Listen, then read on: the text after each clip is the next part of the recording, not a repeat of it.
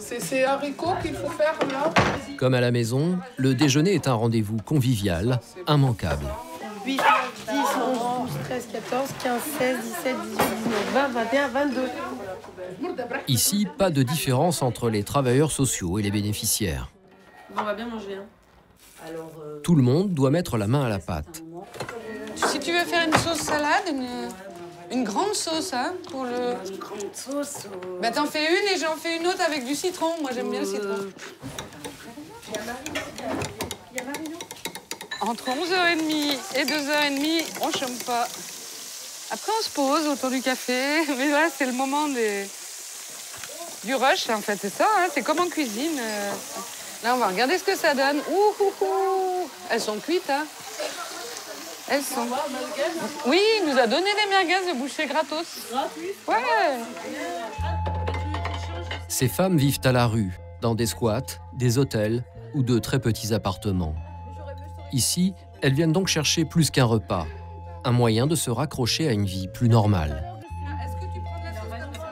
On se sent plus vivant et on a l'impression qu'au moins, on n'est pas juste là pour consommer un truc et partir bêtement. C'est important. Tiens, Miss Saouda, attention à toi. Ouais, tu fais 2 petites cuillères en fait. Et on resservira si besoin. Voilà, merci. Bon appétit. Dans la rue, ces femmes n'ont souvent plus aucun repère.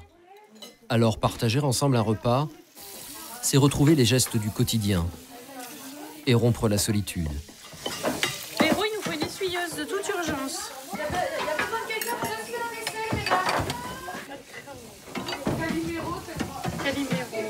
On a mangé ensemble, du coup, on fait la vaisselle ensemble. Tout le monde a la tâche, tout le monde met la main à la pâte.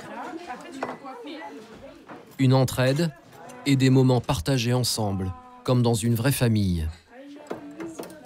Les femmes retrouvent les liens qu'elles ont perdus dans la rue. Ça me rappelle des souvenirs, tout ça. Il y a le look. On avait fait une journée années 80 avec les vêtements, on avait mis de la musique, on avait passé toute une journée entière à se déguiser, à danser, à chanter bien. On peut le refaire, hein, si vous voulez. Si vous avez des idées, hein, sont les bienvenus. Tu vois, là, regarde, on avait fait une malle magique aussi, avec Marie-Claire. On essayait les vêtements et voilà, on avait bien rigolé. Ce qui est bien, c'est que n'importe quelle femme qui vient ici peut regarder les photos, et puis on se rappelle aussi des souvenirs, et on partage des souvenirs ensemble par le biais des photos. Je trouve ça super. Là, c'était, tu vois, il y a une photo là ici. À l'association, en plus de l'espace cuisine, le lieu propose aux femmes 2 salles de bain. Une chambre aménagée pour la sieste, un coin bibliothèque et un espace beauté.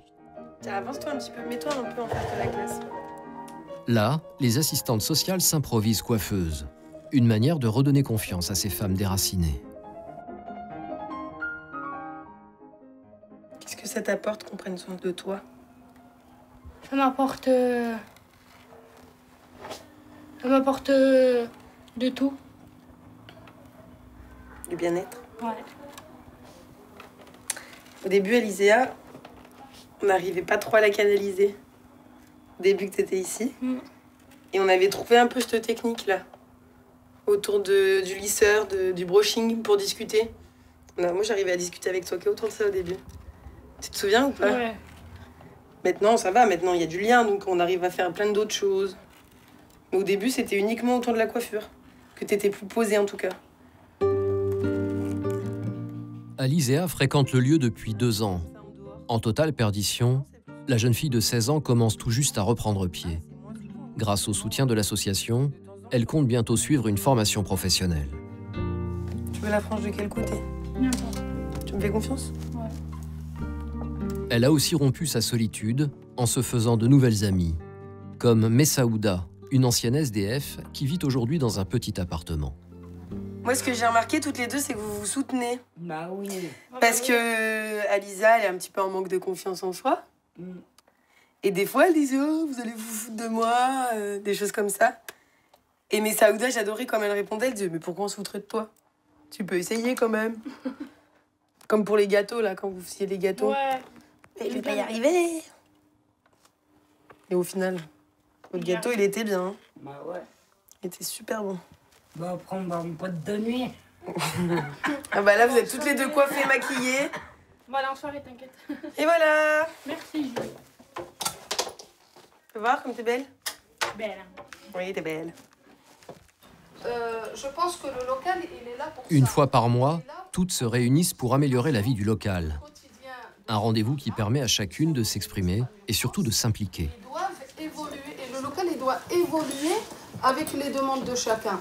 Tu vois, les choix, c'est de pas être une association de distribution, c'est de pas être une association qui fasse de l'urgence tout le temps. Pardon. Pour prendre la parole, 2 règles. Lever la main et se munir de ce micro fait maison. C'est intéressant. Bon, qu'est-ce qui veut prendre la parole? Je pense qu'on peut s'orienter sur le surgelé, sur des choses comme ça, pour bien manger. Bon, alors moi je voulais dire que le repas de midi il était trop agité, j'arrive pas à le supporter. Les réclamations sont nombreuses, notamment sur la question du lave-vaisselle. Moi je confirme quand même qu'il y a un besoin pour le lave-vaisselle. C'est lié à la question de la participation, en fait, le lave-vaisselle.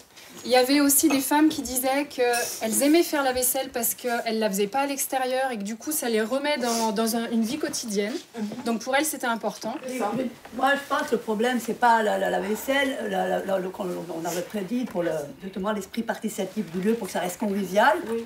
Mettre une machine à la vaisselle, là, ça va faire comme l'usine. Alors on vient, on pointe notre journée, on rentre, c'est ça l'histoire. Même si tout le monde n'est pas du même avis, Il y avait moi aussi qui avait demandé la parole. pour Maïwen, la directrice de l'association, ces échanges sont indispensables. C'est aussi un lieu où les personnes elles peuvent retrouver l'envie de dire des choses, l'envie de donner leur avis, l'envie d'exprimer des idées, des propositions.